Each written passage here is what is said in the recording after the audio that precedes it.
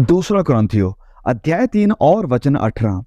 पूरे नए नियम में ये एक ऐसा वचन है जो कि पवित्र आत्मा यानी होली स्पिरिट की मिनिस्ट्री, पवित्र आत्मा की सेवकाई की सबसे बेहतरीन, सबसे अच्छी व्याख्या यानी एक्सप्लेनेशन हमें देता है।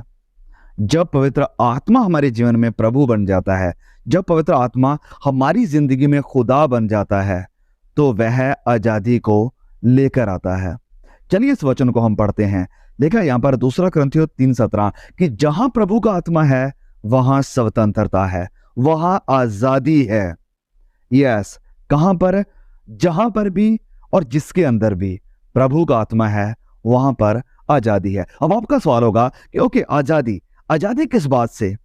तो सुनिए, आजादी पाप से, आजादी धन के लोभ से, आजादी धन के प्रेम से, आजादी बाप दादाओं और प्राचीनों की बुरी परंपराओं, बुरी रिचुअल्स से, आजादी इंसानों के द्वारा बनाए गए रिचुअल से यानी परंपराओं से, इंसानों के ट्रेडिशन से, आजादी लोगों की राय से, आजादी कि लोग मेरे बारे में अच्छा कहेंगे या मेरी आलोचना करेंगे। और ये एक बहुत ही जबरदस्त और बेहतरीन आजादी है। यहां परमेश्वर की सेवा करने की आजादी है, ना कि मनुष्यों की। यहां परमेश्वर को महिमा देने की आजादी है, ना कि इंसानों की। यहां परमेश्वर को ऊंचा उठाने की आजादी है, ना कि इंसानों की। पवित्र आत्मा हमें बाइबल में यीशु मसीह की महिमा दिखाता है। बाइबल एक दर्पण है। सुनिए, परमेश्वर का वचन एक दर्पण है और दर्पण में हम यीशु मसीह की महिमा को देखते हैं। पवित्र आत्मा हमें केवल सिद्धांत ही नहीं सिखाता है और ना ही हमें संदेश दिखाता है। कुछ लोग बाइबल को सिर्फ सिद्धांतों के लिए या उपदेश देने के लिए ही पढ़ते हैं, लेकिन पवित्र आत्मा हमें बाइबल में मसीह यीशु को दिखाता है और फिर हमें लीड करता है, गाइड करता है कि हम पवित्र जिंदगी जिए, गुनाह से आजाद हों और प्रभु यीशु के स्वभाव में ढलते जाएं, प्रभु यीशु के कैरेक्टर में ढलते जाएं। नए नियम में सारी बातें हमें यीशु मसीह की महिमा को दिखाती हैं। जैसे हम उस महिमा को देखते हैं, पवित्र आत्मा हमें यीशु मसीह की समानता में बदलने के लिए हमारे हृदय में एक और काम करता है। ये वही है जो पवित्र आत्मा करता है, सिर्फ पवित्र आत्मा। लोग कहते हैं कि सेवकाई के बारे में क्या? हम देख पाते हैं कि यीशु ने कैसे सेवा की और हम उस तरह से सेवकाई को करना आरंभ कर देते हैं। मैं देख सकता हूं कि यीशु ने खुद कैसे बलिदान दिए और यहां वहां जाकर उसने प्रचार किया, और हम उसी तरह बलिदान करते हुए और यहां वहां जाकर मसीह यीशु का सुसमाचार सुनाते हैं। आप ज्यादा से ज्यादा बलिदान के साथ सेवकाई करेंगे जब आप पवित्र आत्मा को दूसरा कुरिन्थियों अध्याय 3 वचन 17 में वर्णित काम करने की आज्ञा देते हैं, अनुमति देते हैं, परमिशन दे देंगे तो आपका जीवन और आपकी सेवकाई बदलती जाएगी। आपकी सेवकाई एक नई वाचा की सेवकाई बन जाएगी, क्योंकि पवित्र आत्मा नई वाचा में हमें ढालता है। नई वाचा जो प्रभु यीशु ने हमारे साथ बांधी, और आप एक नई वाचा के, देखिए मैं नए नियम की बात नहीं कर रहा हूं, ये जो 27 किताबें हैं, नई वाचा मतलब नई वाचा जो प्रभु यीशु ने अपनी दुल्हन यानी कलीसिया के साथ बांधी है। तो आप उस नई वाचा के, मसीह यीशु की जो वाचा है, उसके सेवक बन जाएंगे। और ऐसा करने के लिए आपको पूर्णकालिक सेवक होने की जरूरत नहीं है। ये इसकी पूरी तरह से आप पास्टर बनेंगे तो ही कर पाएंगे। कलीसिया में हर एक भाई, हर एक बहन को जरूरी है कि वह नई वाचा के सेवक बने। हर भाई बहन को बुलाया गया है नई वाचा के सेवक होने के लिए।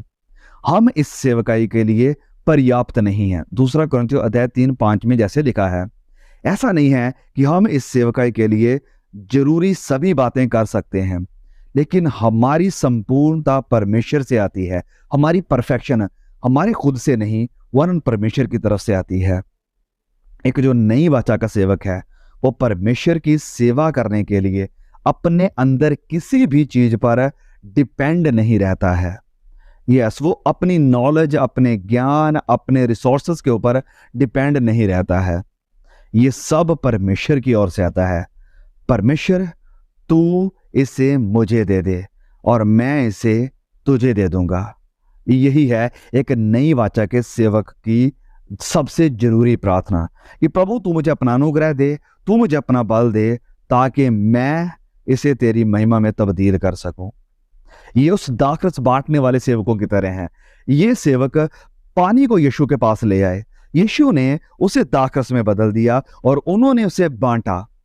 चेले मसीह यीशु के पास 5 रोटियों को लेकर आए, यीशु ने उसे गुणा किया और उन्होंने उसे बांट दिया। इसी तरह से हम अपने सीमित जो भी हमारे पास है, इन सारे स्रोतों को प्रभु यीशु के सामने लेकर आ जाते हैं, प्रभु यीशु के पास ले जाते हैं और फिर प्रभु यीशु उसे अभिषेक करते हैं और ये अभिषेक करके उसे दुगुना कर देते हैं। और इस तरह से हमें सेवा करनी चाहिए। परमेश्वर की कई वर्षों तक सेवा करने के बाद परमेश्वर के कामों में कई लोग हताश और उदास और निराश भी हो जाते हैं। वह थक गए हैं क्योंकि वह अपनी खुद की क्षमता से सेवा करने की कोशिश कर रहे हैं। और हमारा मानना है कि हमें परमेश्वर की सेवा करने के लिए परमेश्वर के द्वारा शारीरिक स्वास्थ्य दिए जाने की आवश्यकता भी है। आप किसी कठिन एरिया में परमेश्वर की सेवा करने के लिए बाहर जा सकते हैं और इसे करने के लिए आपको एक अच्छा स्वास्थ्य होना भी जरूरी है। और उस प्रतिज्ञा के बारे में सोचो, जो लोग प्रभु की प्रतिज्ञा करते हैं वह अपने बल का आदान प्रदान करेंगे।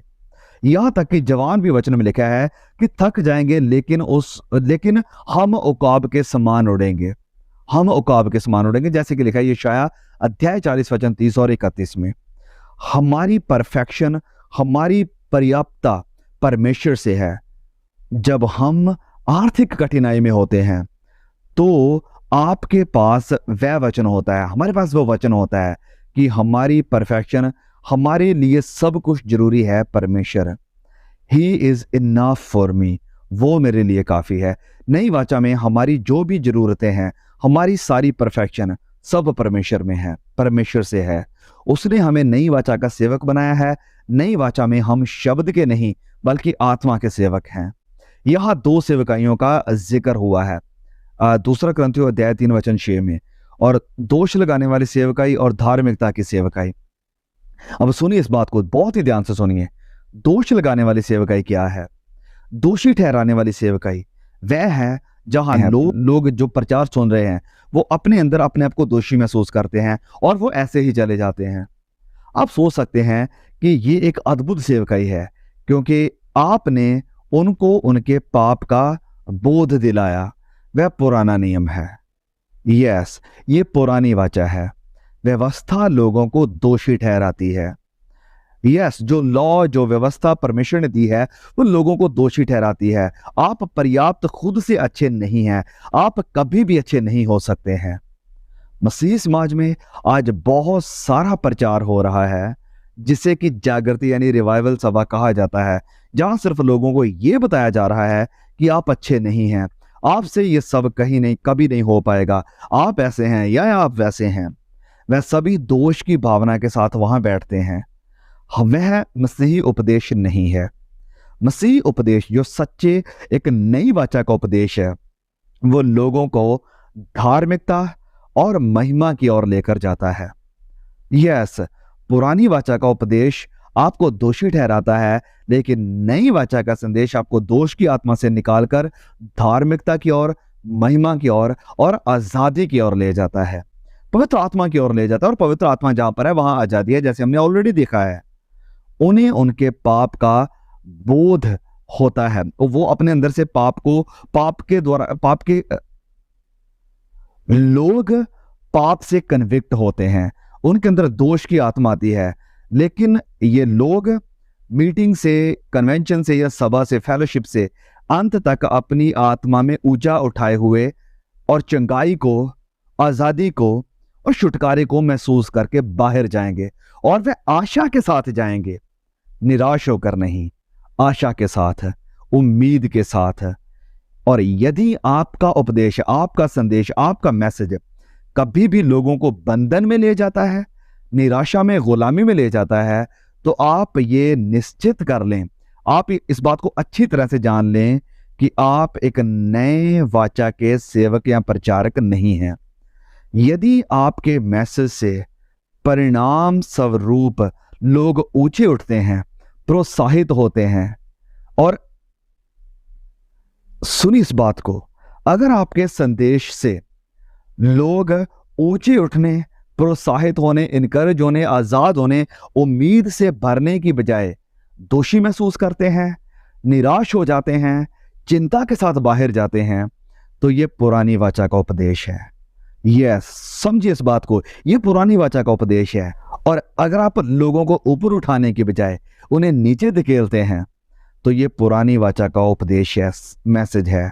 नई वाचा का प्रचार, नई वाचा का संदेश और नई वाचा का प्रचारक लोगों को ऊपर उठाता है, उन्हें उम्मीद देता है, उन्हें आजादी देता है। उम्मीद मसीह यीशु, आजादी मसीह यीशु, आजादी पवित्र आत्मा।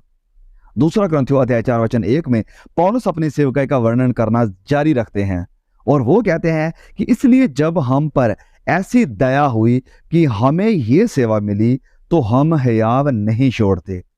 हियाव छोड़ने का अर्थ है निराश होना। यहां तक कि प्रेरित पौलुस भी निराश होने के प्रलोभन में पड़ा, यानी कि उसके ऊपर भी ये टेम्पटेशन आई कि वो निराश हो जाए। सुनिए इस बात को, समझिए। अगर आप भी निराश होने के प्रलोभन में यानी परीक्षा में पड़ते हैं, तो ये सेवकाई में कोई अजीब बात नहीं है। मैं खुद की भी बात करूं, मैं खुद भी कई बार निराश होने की इस परीक्षा में पड़ गया हूं, लेकिन पौलुस कहता है कि हम निराश नहीं होते।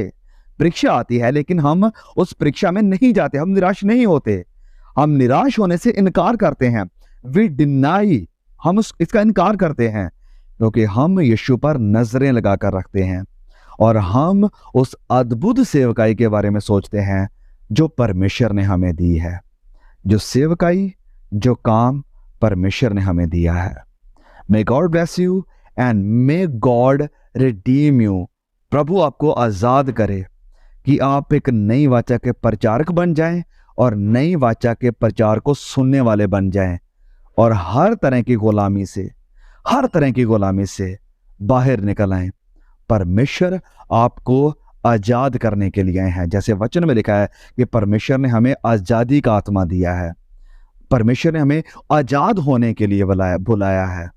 सो इस आजादी को दोबारा गुलामी में ना धकेलें।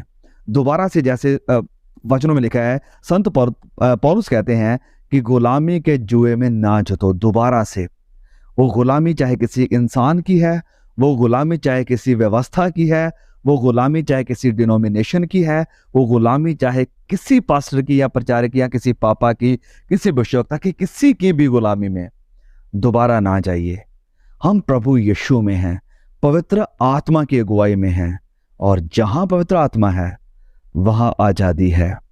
आजादी परमेश्वर के सामने जाने की, आजादी प्रभु यीशु की महिमा करने की, आजादी प्रभु यीशु के नाम को ऊंचा करने की। May God bless you, see you again.